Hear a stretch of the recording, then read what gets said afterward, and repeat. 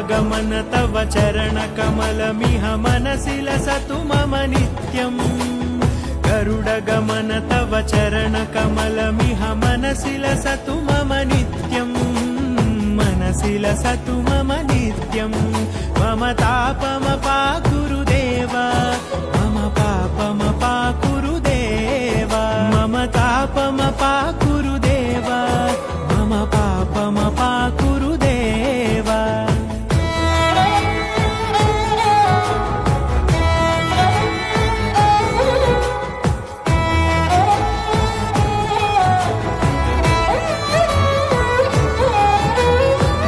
जनयन विधि नमुचिहरण मुख विबुध विनुत पद पद्मा